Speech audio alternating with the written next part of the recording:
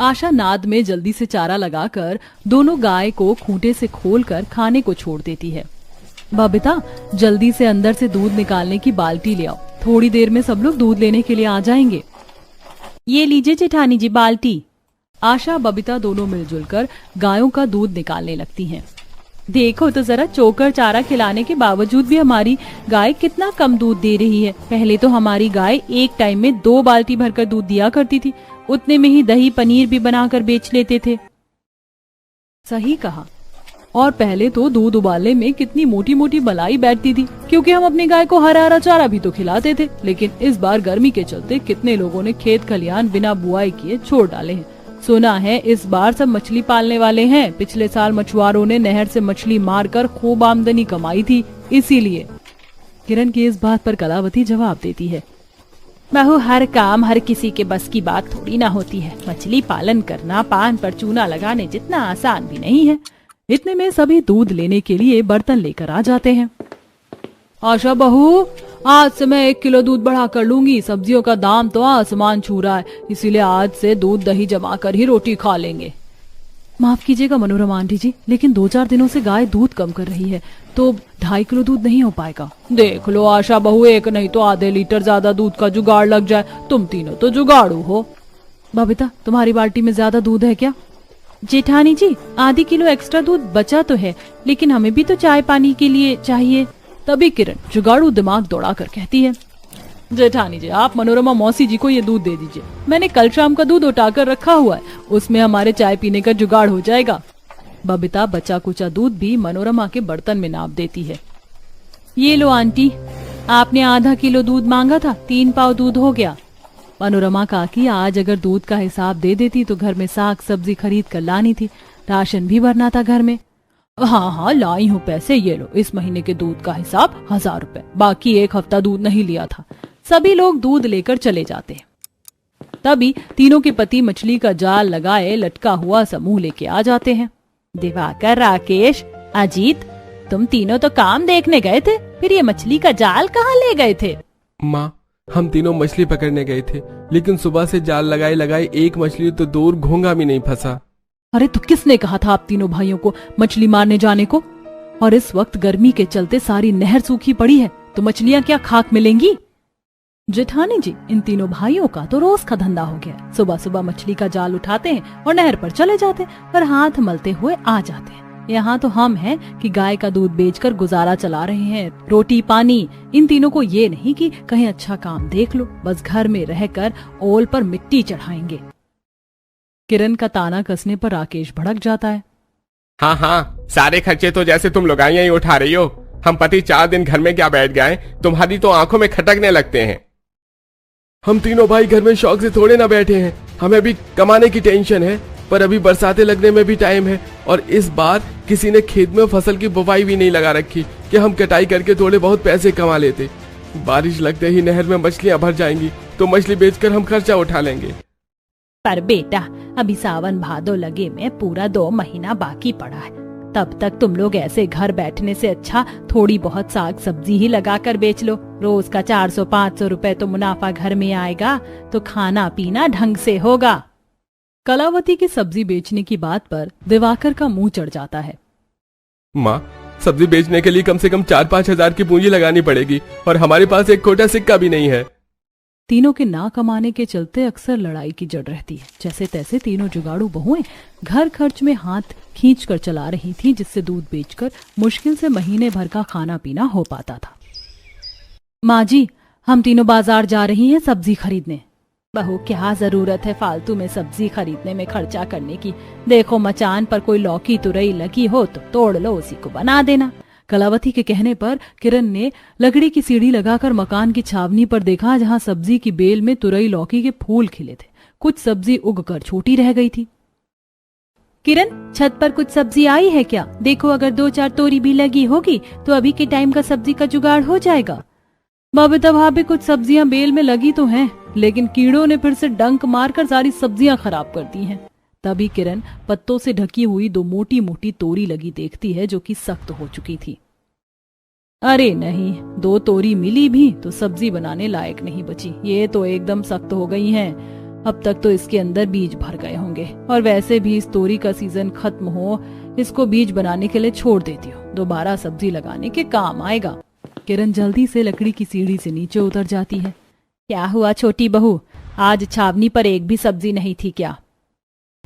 नहीं माँ जी, एक भी सब्जी नहीं उगी थी। जाओ फिर थोड़ा बहुत कुछ सब्जी बाजार से ही खरीद कर ले आओ, रोज रोज दाल खाकर तो मन पक सा गया है। अब आशा सब्जी खरीदने के लिए थैली लेकर आती है और तीनों कुछ ही देर में बाजार पहुंच जाती हैं। खा लो भैया, एकदम ताजी ताजी सब्जी खा लो। आलू ले, पालक ले, गोभी ले, मटर ले, सस्ती सब्जी खाना है तो चले आओ माल के मंदे। मेरे ख्याल से वो सब्जी वाला सस्ती सब्जियां बेच रहा है और उसकी सब्जी भी काफी ताजी है, उसी के पास से खरीद लेते हैं जेठानी जी। देवरानी जी, ये रेडी पर बेचने वाले तो सब्जी का टेढ़ा मेढ़ा दाम लगाते हैं, थोड़ा सा और अंदर सब्जी मंडी में घुसकर सब्जी खरीदते, वहाँ कुछ सस्ती मिल जाएगी। मगर बड़ी जेठानी जी, एक बार पूछने में क्या जाता है, रेट पूछ लेते हैं, अगर हमें पड़ता खाएगा तो सब्जी खरीद लेंगे यहीं से। अब तीनों जुगाड़ू बहुएं उस सब्जी वाले के पास आकर सब्जियों को देखने लगती हैं। तभी सब्जी वाला खड़ूसपन से बोला, अरे बहन जी, आंखें जमा जमा कर सब्जियों को ही देखती रहोगी या सब्जी खरीदनी भी है? भाई साहब, सब्जी खरीदनी है तभी तो यहाँ आए हैं, ये मटर कैसे बेच रहे हो? बहन जी, वैसे तो मटर 25 रुपए का पाव बेच रहा हूँ, पर 1 किलो 100 रुपए का लग जाएगा, बताइए कितना चाहिए? मटर का महंगा रेट सुनकर तीनों बहू की आवाज हलक में रह सी गई और आंखें फटी की फटी रह गईं। क्या कहा? मटर 100 रुपए किलो? मटर बेच रहे हो कि सोना बेच रहे हो? थोड़ा ठीक ठाक लगा लो। बहन जी, माल भी तो देखो, एकदम ताजा है। सस्ते मटर खाने हैं तो वहाँ थोड़े मटर पन्नी में पड़े हैं, बस थोड़े छिलके खराब हैं, पर अंदर से मटर के दाने एकदम ठीक निकल जाएंगे। 40 रुपए किलो लग जाएगा, बताइए। आशा ने मटर का पन्नी खोल कर देखा। गर्मी से सारे मटर गल कर खराब हो चुके थे और बास मार रहे थे, जिससे तीनों ने मुंह भींच लिया। भाई साहब, ये मटर तो 10 रुपए किलो खरीदने पर भी महंगा है और तुम 40 का रेट बेच रहे हो। नहीं चाहिए तुम्हारे मटर। इतना बोलकर तीनों जुगाड़ू बहू आगे बढ़ जाती। सब्जी वाला पिनक पड़ता है, अरे खरीदना नहीं था, फालतू में टाइम खराब कर दिया। इन जैसे गरीब को तो बस फ्री फंड में सब्जी दे दो खाने को। तीनों ने पूरा बाजार छान मारा, लेकिन हर जगह ही सब्जियों का रेट एक था। बाप रे, इन सारे के सारे सब्जी वालों ने तो लूट मचा रखी है। ऐसा लग रहा है जैसे सब्जी में हीरे मोती जड़े हैं जो इतनी महंगी बेच रहे हैं। जेठानी जी, सब्जियों का रेट सुनकर तो ऐसा लग रहा है जैसे 2-4 दिन बाद सुनार की दुकान पर सब्जियां तौले के रेट पर बिकेंगी। हाँ, पर खाने वाले तो इतनी महंगी सब्जी भी खरीद कर खा रहे हैं। ऐसी गर्मी के मौसम में थोड़ी हरी ताजी सब्जी खाकर ही तो शरीर में थोड़ी ठंडक मिलती है, लेकिन हम गरीब बहुएं वो भी नहीं खा सकती। सबसे सस्ता तो बस थोड़ा बहुत आलू बिक रहा है, 2-4 किलो आलू में से ही ले लेते हैं, हफ्ते भर तो चलेगा।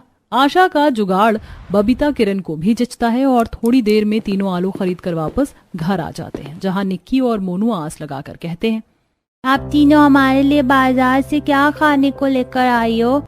बबीता दोनों बच्चों पर भड़क जाती है। ज्यादा चटोरे बनने की कोई जरूरत नहीं है। चीज खाना है तो जाकर अपने पापा को बोलो कमाने को। कमाई अठन्नी और खर्चा रुपया में भी सब चीज हम तीनों बहू चलाएंगे। डांट खाकर दोनों बच्चे उदास होकर कोने में चुप बैठ जाते हैं। तीनों खाना बनाने में जुटती हैं, तभी पड़ोस में से मछली बनने की महक आती है। आहा, कितनी बढ़िया मछली की खुशबू आ रही है, मेरा तो खाने का मन कर रहा है। बस एक तो हमारे पतियों की नाक इतनी तेज है कि किसी भी चीज की खुशबू फट से पड़ जाती है। हाँ, कमाना धमाना तो है नहीं, बस मछली खाने के लिए लाड़ चू रही है। मुझको तो मछली रसा खाने का मन सा हो रहा है। किरण, चिंता मत करो, बस एक बार बरसात लग जाने दो, फिर तुम तीनों को खूब बनवा कर मछलियां खिलाएंगे।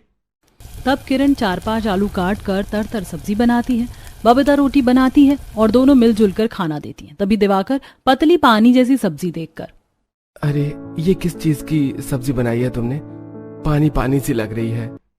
जी, आलू की सब्जी बनाई है। अरे इतने कितने आलू डालकर बनाया था सब्जी, एक भी दिखाई नहीं दे रही। एक तो कर्ज वाले को भी रोटी खाने के टाइम पर आना था। दिवाकर खाने पर से उठकर बाहर आता है। अरे लालचंद जी, आइए आइए, कैसे आना हुआ? अरे एक तो तुम लोगों ने मेरा कर्ज खा रखा है, ऊपर से जब पैसे मांगने आओ तो घर में से गुल रहते हो। कब लौटाओगे मेरे पैसे? लालचंद जी, अभी हमारा काम धंधा नहीं चल रहा है, थोड़ा सा टाइम लगेगा। अरे टाइम लगेगा, बोल बोल कर तो तुम तीनों ने 6 महीने से मुझको अटरका रखा है। अगर अगले 1 महीने के अंदर मेरा सारा पैसा चुकता नहीं किया ना तो तुम्हारा घर हथिया लूंगा बेटा। कर्ज वाला धमकी देकर चला जाता है। तीनों भाइयों का मुंह जम जाता है। अरे क्या जरूरी था तुम तीनों को इस लाल चंद से कर्ज काढ़ने की? इतना तेज ब्याज है इसका फिर। माँ, हमने कोई सुख से कर्जा थोड़े न लिया था। तुम्हारी तबीयत उन दिनों इतनी ज्यादा खराब थी और हाथ में पैसे नहीं थे, तभी तो लिया। हमारी किस्मत ही खराब है। अजी, अब भी कुछ नहीं बिगड़ा। आप तीनों भाई शहर जाकर काम कीजिए, हम बहुएं यहाँ दूध बेचकर घर चला लेंगे। मगर शहर जाने के लिए किराया भाड़ा लगेगा और जाते ही काम थोड़े लग जाएगा। कोई नहीं, हम तीनों बहू ने थोड़े पैसे जोड़ कर रखे हैं। आप तीनों इन पैसों से जाने की व्यवस्था कीजिए। तीनों जुगाड़ू बहू ने किसी तरह घर का खर्चा काट कर जो थोड़ी बहुत पैसे बचाए थे वह अपने पतियों को दे देती हैं, जिससे वह अगले ही दिन शहर चले जाते हैं। इधर दूध बेचकर तीनों घर चला रही थी। पिछले कुछ दिनों से हमारी दोनों गाय कुछ ज्यादा ही कम दूध कर रही हैं। ऐसा रहा तो कैसे चलेगा जेठानी जी?